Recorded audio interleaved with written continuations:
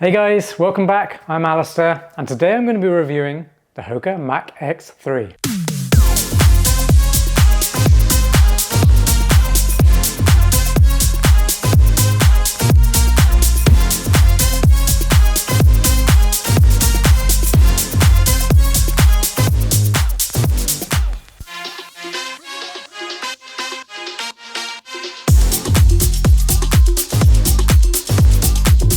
So if you caught my last review of the Hoka Mach X2 last year, then you'll know I absolutely destroyed that shoe. Why? Well, because it absolutely destroyed my feet. It's one of the few running shoes that actually completely tore up my heel. And that's because of the comfort of the upper was just way off. It was so bad. Now I know some people got along with it. They enjoyed the shoe. But for me, there's just no padding in the collars. And the heel counter is just really sharp and it just digs into the back of your heel, and it was just an awful experience for me. And that really upset me because I absolutely loved the ride. The midsole geometry, the rocker, the Pebax plate, everything for me worked apart from the upper. I'm really excited to be talking to you about the Hoka Mach X3 because all of that has been fixed, but there are also more improvements, and this really is a cushioned tempo running shoe that has a fantastic balance of cushioning and support underfoot, but also propulsion and responsiveness. It's kind of like a super trainer, but I'd say the range sits much higher up in terms of speed. So it's not quite as good for running slower, but just think of it as a highly cushioned, extremely comfortable and enjoyable tempo running shoe for training that you can also take with you on race day too. All right, so that's the background on the shoe. Let's kick off with the key specs. They cost $190, which is quite expensive for a tempo running shoe. I will let you know by the end of this review if I believe they're worth that price tag. They weigh 9.5 ounces or 269 grams. Now that is heavier than the previous version, which weighed in at 9 ounces. That is a little bit on the heavier end for a tempo running shoe, but this does have a max stack and there's a lot more going on, so I'll kind of let it off in that department, and it doesn't really feel that heavy on the run either. They have a drop of 5mm from heel to toe. That's 44mm under the heel and 39mm under the forefoot. So that's a pretty high stack height, and you might be worried about stability because of it, but don't be. You see this really high sidewall here on the outside edge and the lateral side of the shoe. It actually goes higher than the bottom of your foot, creating a cradling sensation, and that's what gives the shoe more stability than you would think, and support. The midsole is using a dual layer PEBA foam system, and in between those layers it is using a Pebax plate, which is what gives you the propulsion when you flex the shoe. So I really like the fact it's not overly stiff. There is a good amount of flex there, and that's what you want for a tempo or speed training shoe. So there's plenty of flex here, and for anyone wondering, there's flex at the toe and there's flex in the middle of the shoe as well. And the PEBA foam, when you flex it, absolutely bounces out your hand. So you do get the speed. The upper is using a warp knit mesh, and there are some reflective highlights around the shoe. There's a little bit here and bits at the rear as well, so it's great. Now we're coming into fall and winter. A lot of us are going to be running at night or in low light conditions, so it's nice to know Hoka has been thinking about that and helping protect us out there when we're running. The mesh is incredibly breathable. It was before, but it is a little bit more breathable now, so I love what they've done there. You do need a breathable upper if you're going to be doing high intensity running in a tempo shoe like that. And the outsole is using a compression molded sticky rubber compound. It's exactly the same as the previous version. If you look at the outsoles compared here, it is exactly the same. And I didn't have any issues with the outsole before. I still don't now, apart from the fact there are some areas of exposed foam in the midfoot area. Now the rubber sections do stick out enough so that you do get quite a lot of life out of these outsoles, but eventually that rubber will wear down and you'll start making more contact with the foam here. And this really nice rocker geometry gives you really smooth transition from heel landing to toe takeoff. Feels fantastic, the roll is excellent, and you just want to keep running fast in these shoes. Wow, I went a little bit in depth on those key specs, but I think it's really important to let you know what the jargon actually means and what it means for you on your run as well. So now moving on to sizing and fit. Well, they're very much true to size. If you're used to running in Hoka, go with your usual size. But worth noting, the toe box is a little bit snug and there's not a huge amount of volume above your toes. Some people will find that fine, but if you do have higher volume feet, you might struggle with this toe box area. If that sounds like you, I'd recommend trying them on in a store if you can. As I mentioned before, the collars and the heel counter and the tongue have all been hugely upgraded. That was the biggest letdown for me on the Mach X2 that came before it. So step-in feel is fantastic now. It's really comfortable around your ankle area and towards your heel as well. I love these articulated heel counters because they don't put pressure on the back of your Achilles tendon, but they also give you a nice secure lockdown. And if you do need an even more secure lockdown and you want to do your laces up super tight, then the tongue is nice and padded and it wraps around quite a long way around the top of your foot, so you don't get any lace bite at all. Love what they've done with this upgrade. If you're enjoying this review so far, please give the video a like. Really appreciate it when you guys do that.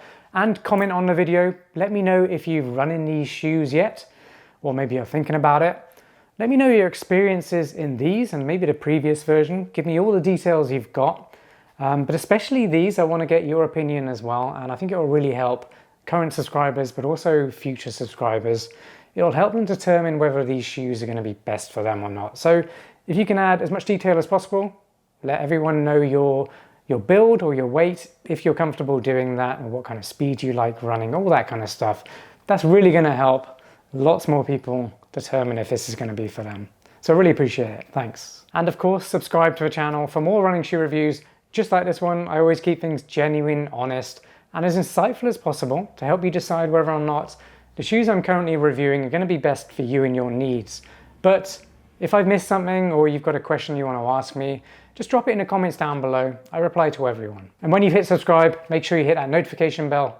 That'll let you know as soon as new videos drop. All right, let's move on to the performance, my favorite part of every review. I've been running at various different speeds in the Hoka Mach X3, and it's become apparent that performance really shines brightest at around 4 to 5 minutes per kilometer pace, or 6 to 8 minutes per mile for anyone who works in miles. That's really because the performance gains, well, a lot of it comes from this rocket geometry. So the faster you're moving, the more you're going to get out of a shoe. But that's not to say if you want this shoe just for running slow, or maybe you're not a particularly fast runner, but you want to run as fast as you can and get as much fun out of running as possible. I mean, who doesn't want that? Well, that's going to be good for you as well because of this geometry right here. So first off, you've got the rocker geometry. All that means is you have a nice toe spring, or the toe curls up at the front, but you've also got that rocket geometry at the rear. And that allows for a really nice smooth landing if you heel strike, but also if you land towards your midfoot. You get that nice soft cushion, bouncy landing, hitting that PEBA foam. And then you get the nice flex of the shoe. And then you hit the front toe spring or rocker at the front, and you get that really nice spring off or toe off. It works fantastically. There's no jolting here.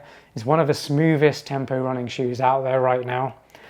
And what happens when you do flex the shoe is you get the bounce back or the response from the dual layer PEBA foam, but also the Pebax plate, which is not quite carbon fiber plate. It's not as tense or it's not as stiff as a carbon fiber plate, but it certainly gives you a really nice amount of pop as you're running.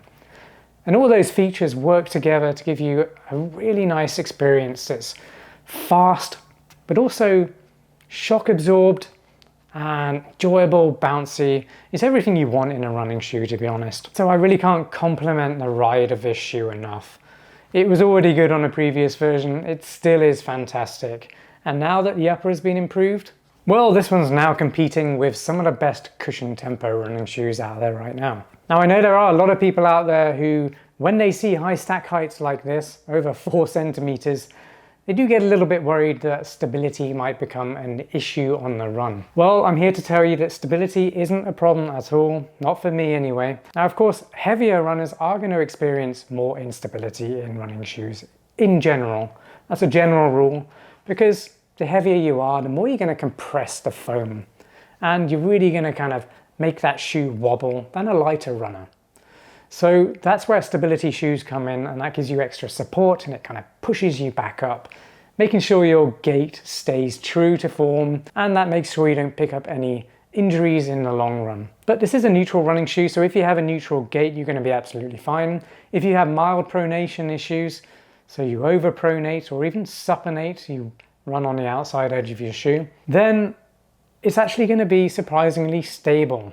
And that's because the shape or the geometry of the midsole here and the fact the Pebax plate is there, it kind of gives you a little bit of extra stability, but it's more so the geometry. It just pushes you back. Much of the improvements have really come to the upper. It's so much more padded now, all the way around the collars, the heel counter, the tongue, but also I feel like it's more breathable as well. It was a very breathable shoe before, but there's more breathability now. So if you are running in hot conditions, that's great. I know we're now moving into fall and winter, but this is a tempo running shoe, so you're going to be running at high intensity, and feet do tend to heat up in such situations, so it's nice having a really breathable upper like this. The outsole remains pretty much unchanged.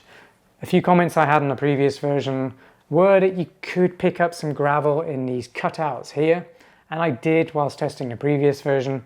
I didn't on this one because the gravel I was running in wasn't big enough to actually pick up any stones.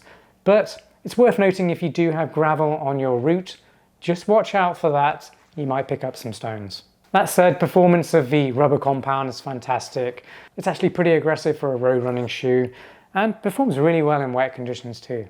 I think you can tell by now that I'm really loving this shoe, and there's really not much bad to say about it. If you're wondering where the Hoka Mach X3 has placed on my best tempo running shoes roundup on alistairrunning.com, well, you'll just have to follow that link up there. That'll take you to that roundup where I rank the best tempo running shoes right now. It's always up to date, so if you're watching this video in the future, well, that'll help you find the best tempo running shoes for you. All right, you made it to my final verdict. Is the Hoka Mach X3 worth $190? That's quite a lot of money for a tempo running shoe, I'll admit, but it is still worth it in my opinion, because this isn't just a tempo running shoe. It's not your standard shoe to get some speed training intervals or tempo running sessions in. This one kind of elevates that experience.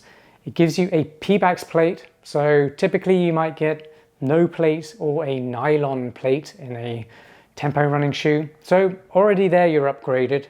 But you've got a dual layer PEBA system in the midsole, and all that brings fantastic protection underfoot, but also bounciness and cushioning over long distances.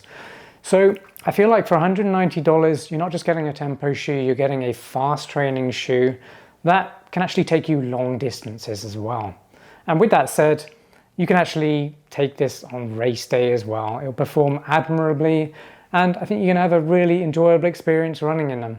They're going to be suited to a lot more people now that they've fixed all these upper issues that there was present in the previous version.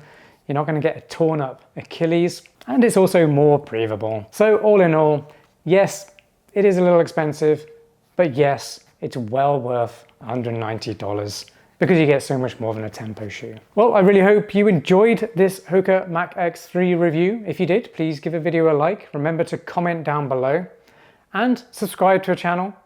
Hit that notification bell, and I'll see you on the next one. Peace.